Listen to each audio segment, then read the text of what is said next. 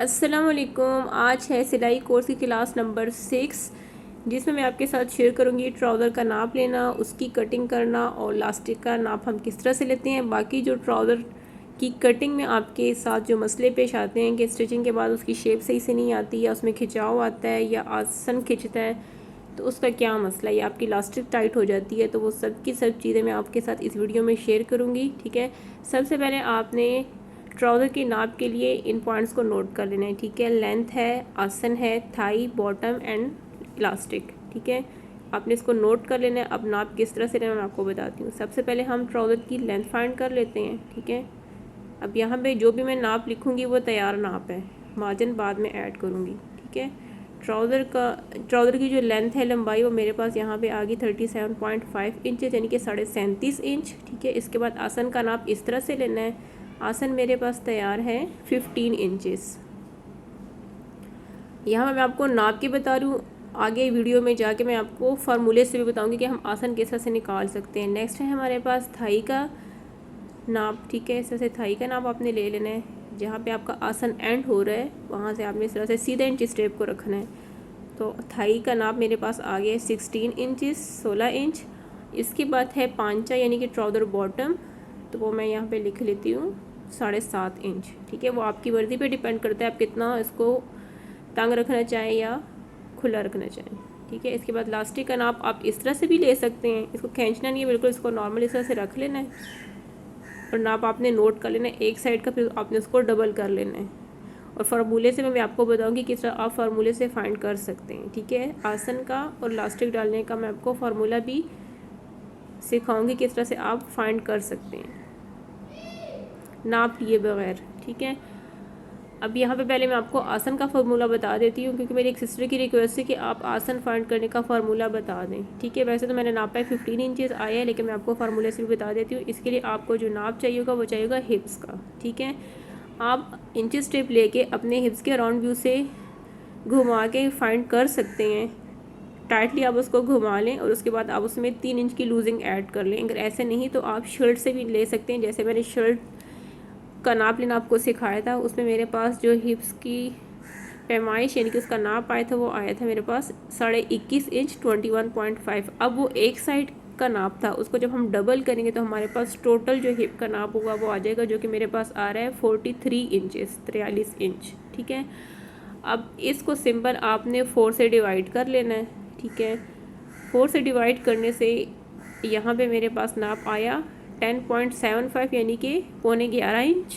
ठीक है, simple formula है, जो भी आपके पास हिप का नाप आएगा उसको आपने 4 से डिवाइड करना है। ठीक है, डिवाइड करने के बाद आपके पास जो भी आंसर आएगा उसमें आपने 2 से 3 इंच की लूजिंग ऐड करनी है। ठीक है, 2 से 3 इंच की, मैंने यहाँ पे 3 इंच की ऐड की, अब 2 इंचेस भी ऐड कर सकते हैं, 2.5 इंच भी ऐड कर सकते हैं, यानी कि 2.5। ठीक है, तो मेरे पास जो आसन का यहाँ पे नाप आया है वो आया है 13.75 यानी कि 14.25 इंच। ठीक है, इसको आपने नोट कर लेना है। अब आप सोच रहे होगे कि वहाँ पे तो आसन का नाप आया है 15 इंच और यहाँ पे 13.75 है, तो ये कैसा पॉसिबल है। देखिए, जब हम इस तरह की शेप बना लेते हैं इसके बाद हम इसको गोलाई भी तो देते हैं, तो इसमें हमारा 15 इंच पूरा हो जाता है। ये सीधी लाइन जो हम ड्रॉ करते हैं ना, ये आपने 13.75 की ड्रा करनी है, यानी कि 14.25 इंच की। ठीक है, बाद में जब इसको हम शेप देंगे तो हमारे पास 15 इंचेस तैयार हो जाएगा आसन, यानी कि जो आपके पास नाप आया होगा। फार्मूले से जो भी आएगा वो सीधी लाइन आपने उसकी ड्रॉ करनी है। ठीक है, अब चलते हैं फैब्रिक पे। सबसे पहले तो आपने फैब्रिक को रेडी कर लेना है ट्राउज़र की मार्किंग के लिए, कटिंग के लिए। ठीक है, इसको आपने अच्छे से प्रेस कर लेना है। यहाँ पे मैंने डबल फोल्ड किया है, इसको प्रेस कर लिया है। ठीक है, अब जब भी आप इस तरह से ट्राउज़र का फैब्रिक सेट करें, प्रेस करें, तो इसकी आपने पहले ये साइड्स में लानी है। ठीक है, साइड्स में लाते जब आप ऊपर तक जाएंगे, अगर इसमें किसी किस्म का तिरछापन है या इसमें कान है तो ऊपर को निकल जाती है। अब इसमें भी है 2 इंचेस की कान है, लेकिन यहाँ पे फैब्रिक ज़रा ब्राइट है तो आपको सही से नज़र नहीं आ रहा। ठीक है, इसको मैं सीधा कर लेती हूँ ऊपर से। अब इस स्केल को देखें, आप फैब्रिक को सीधा करने के लिए कितनी आसानी से यूज़ कर सकते हैं। इसी एक साइड को आप फैब्रिक जहाँ से सीधा है उसके बराबर कर लें, दूसरी साइड आपकी खुद ही सीधी हो जाएगी। ठीक है, यहाँ पे मैंने फैब्रिक को सीधा कर लिया। अब जो तिरछापन है वो मैं कट कर लेती हूँ ताकि फैब्रिक ट्राउज़र के लिए बिल्कुल सीधा हो जाए। ठीक है, यहाँ पे फैब्रिक सीधा हो गया। फैब्रिक को सीधा करने के बाद अब इसकी मार्किंग करते हैं।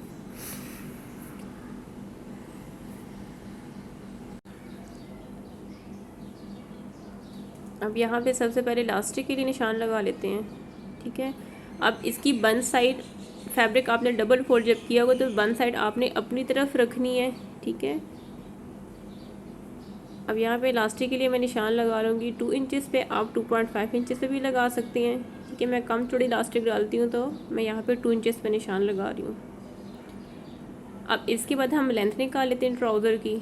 जितनी आपके ट्राउज़र की लेंथ होगी आपने वो निकाल लेनी है और साथ फोल्डिंग का मार्जिन 2.5 इंच यानी कि 2.5 इंच आपने यहाँ पे मार्क कर लेना है। अब यहाँ पे भी लाइन सीधी कर लेनी है इस तरह से, ठीक है। यहाँ पे इलास्टिक का निशान भी लगा लिया, फोल्डिंग का निशान भी लगा लिया और लेंथ भी निकल आई, ठीक है। अब इसके बाद जो साइड वाला फैब्रिक है ना, यहाँ से आपने 1 इंच छोड़ के इस तरह से एक लाइन ड्रॉ करनी है, ठीक है। इसको हम यहाँ से कट कर लेंगे, इसको भी आपने इंक्लूड नहीं करना सिलाई में, वरना इससे भी खिंचाव आता है, साइड की सिलाई आपकी सफाई से नहीं डलती। यहाँ पे सीधी लाइन लगा ली, ठीक है। अब इसके बाद हम इसकी मज़ीद मार्किंग करते हैं। इसके बाद आ जाएगा आसन का निशान, ठीक है। तो ऊपर से इलास्टिक वाले पार्ट को छोड़ के जो मेरे पास फार्मूले से नाप आया था 13.75, उस पर मैंने यहाँ पे निशान लगा यानी कि 14.25 इंच पे। और यहाँ पे भी एक सीधी लाइन ड्रॉ कर लेनी है।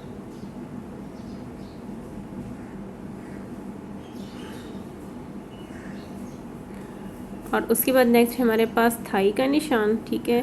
थाई मेरे पास तैयार है 16 इंचेस। तो फ्रंट साइड की हमेशा हम तैयार नाप मार्किंग ही करते हैं, मार्जिन यहाँ पे हम ऐड नहीं करते, वो हम बैक साइड पे करते हैं। अब ये 16 इंचेस के निशान से हमने पीछे 2.5 इंच यानी कि 2.5 इंचेस पे एक और मार्क करना है, ठीक है। अब ये मार्क करने के बाद जो रिमेनिंग पार्ट है वो 13 इंचेस आए, इस तरह से हमने ऊपर भी निशान लगा लिया 13 इंचेस पे, ठीक है। क्योंकि थाई की जो चौड़ाई होती है वो ज़्यादा होती है, ऊपर से हम इसको कम रखते हैं। जो नीचे 2.5 इंचेस में निशान लगाया था उस निशान को ऊपर सीधा कर लेना है और यहाँ से इसको इस तरह से गोलाई में शेप दे देनी है, ठीक है। अब इसके बाद यहाँ पे हम निशान लगाना है 2.5 इंचेस का और उसके बाद जितना आपने पांचा रखना है, ट्राउज़र बॉटम रखना है, उसका निशान आपने लगा लेना है। शुरू से आपने लाइन से 2.5 इंच छोड़ देना है। उसके बाद आपने निशान लगाना है अपने पांचे का, ट्राउज़र बॉटम का, और स्केल को आपने इस तरह से रखना है जो शेप पट्टी होगी आपके पास, ठीक है। तो देखिए कितनी परफेक्ट शेप आ गई हमारे ट्राउज़र की। अब इसको इस तरह से पलट देना है, ठीक है। इस तरह से रखा हुआ था ना यहाँ पे, इसको इस तरह से इस तरह पलट देना है और यहाँ पे निशान। अब इसको इधर से नहीं रखना है, इसको आपने थोड़ा इस तरह से रखना है ताकि यहाँ पे नोक ना बने, गोलाई में इसकी शेप आ जाए। और यहाँ से इसको इस तरह से शेप दे देनी है और यहाँ से गोलाई में कर दें। यहाँ पे इसकी नोक नहीं बनानी आपने।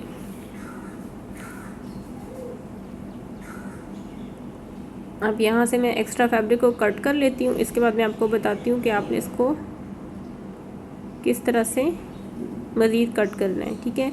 अब फोल्डिंग वाला मार्जिन ऊपर की तरफ कर देना इस तरह से, ताकि ये भी बिल्कुल इसी शेप में कट जाए और जब हम इसको सिलाई लगाने के लिए फोल्ड करें तो यहाँ पे झोल ना आए। और यहाँ से अब इसकी कटिंग कर लेनी है।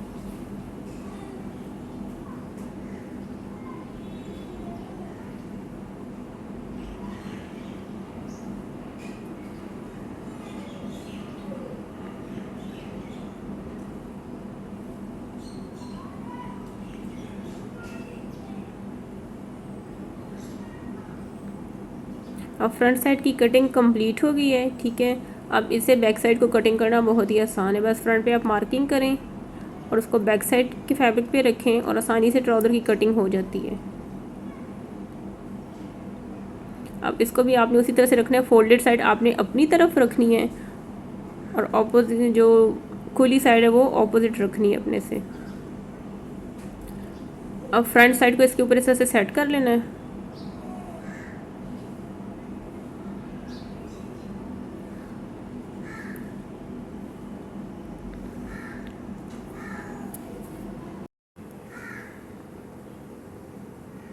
अब यहाँ पे आपने जो बैक साइड का फैब्रिक है ना, उसको आपने 2 इंचेस ऊपर रख के यानी कि बढ़ा के रखना है, एक्स्ट्रा रखना है ऊपर की तरफ 2 इंचेस। 1.5 से 2 इंचज़ तक आपने इसको एक्स्ट्रा रखना है, ठीक है। इसको आप बढ़ता हुआ रख के फिर मार्किंग करें। यहाँ से भी मैं 2 इंचज़ एक्स्ट्रा ले रही हूँ। अब यहाँ पे 2.5 यानी कि 2.5 इंचज़ भी ले सकते हैं, मैंने यहाँ पे 2 इंचज़ ली है, ठीक है। अब इस 2 इंचज़ की लाइन को ऊपर तक ले जाना है इस तरह से, ताकि इसको हम शेप दे सकें।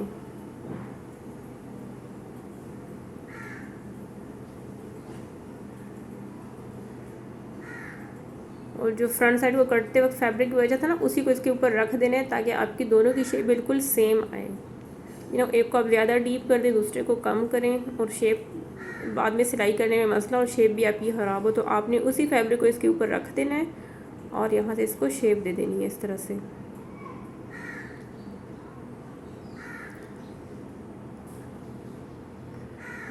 अब ऊपर से 2 इंचज़ एक्स्ट्रा थाई वाली साइड से, नीचे से हम रखेंगे 1 इंच एक्स्ट्रा बॉटम वाली साइड से, और शेप पट्टी को इसके ऊपर इस तरह से सेट कर लेना है, जैसे पहले हमने रखा था। इस तरह से निशानियों के ऊपर सेट करके तो यहाँ पे इसको शेप दे देनी है। ये देखें बैक साइड किस तरह से मार्किंग हो गई, ठीक है। अब इसकी कटिंग कर लेनी है।